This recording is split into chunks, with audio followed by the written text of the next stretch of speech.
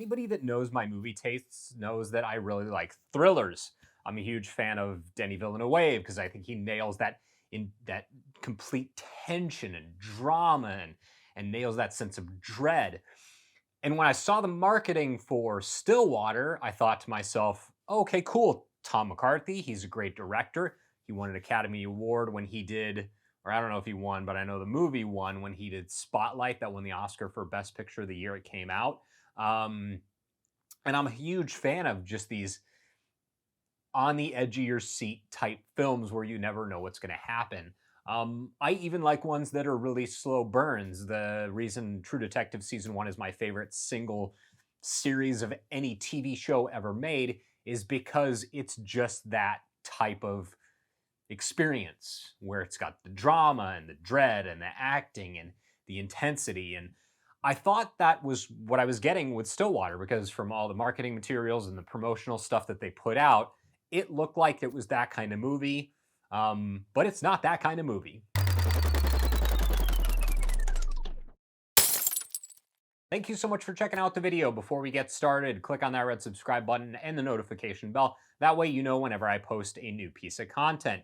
So, what is Stillwater if it's not this awesome, intense, you know, relationship driven film with high stakes?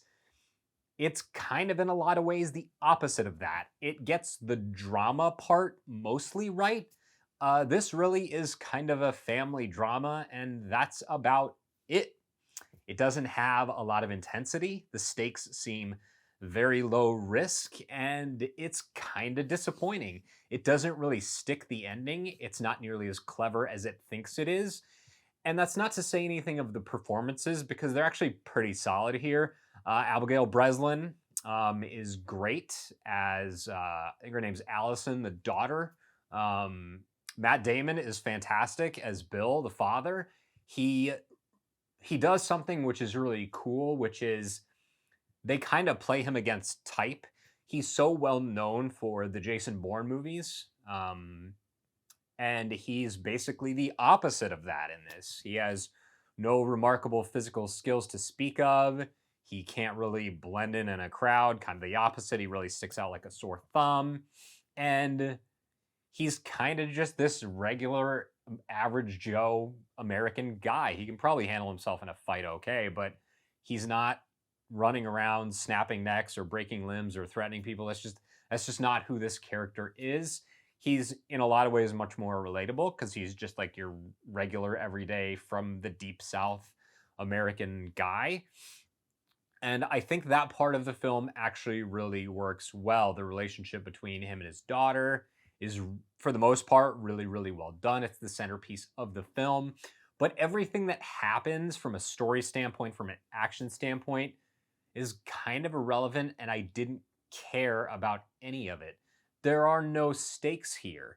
It's what I liked about Spotlight, and not to compare these two movies, these are very different movies. Spotlight is based on a true story, and this is to a certain extent based on a true story as well, sort of. Um, but where Spotlight is well served by the methodical pacing and very factual based, very simple in a lot of ways from a story standpoint, Stillwater feels like it's also trying to toe that line and go down that route. And in this instance, it simply does not work. The movie got pretty good reviews when it came out a while ago. I think it was like a couple months ago. And I just don't really get it. The ending really falls flat, and I like a good slow burn. I really do. I think one of my favorite movies of the last decade is Hell or High Water, which is I know it's written by Taylor Sheridan, and he's one of those writers and directors. He also did Wind River that really understands how to get under your skin. And there's just none of that with Stillwater. The ending is, fairly predictable. There's a little bit of a twist kind of near the end. Actually, it's a pretty significant twist near the end that I wouldn't say it was super predictable, but I also wasn't shocked when it happened. So take what you will from that statement. And it just never really explodes like it needs to. If you're gonna have a movie that's a slow burn, it needs to eventually, catch on fire. And sadly, Stillwater just refuses to seem to do that. I think it's partially due to the script. I think it's partially due to, I'm not gonna say the performances because they're really not the problem. I just think this story and script here and the way it's filmed, I don't care. I don't care, and that's a bad thing with a movie. You gotta hook me. You gotta get me engaged. And there were multiple times when I paused the movie and got up and did something else and came back. Um, and that's never a good sign when your movie is supposed to be a drama. And it's a hard genre to really nail down because there's so much that you have to get right. Your characters have to be 100% on point if that's the genre you're going to get, because they're essentially everything that you have. Because you don't have explosions, you don't have special effects, you don't have, everything's not on fire all the time, and it's not just like go go go go go go go dialogue. And so you have to get the character part of it right, and that's something that Stillwater. I like the characters that are in it, but their engagement with one another, on a macro level and really on a story, tight knit story level, doesn't particularly work.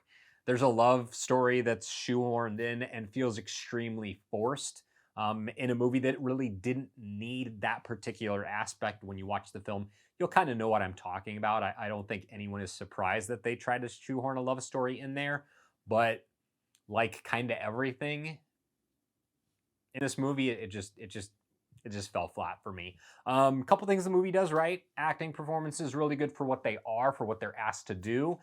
The movie looks fantastic. Cinematography is great. It's well shot. The blocking, the all of that stuff works really well.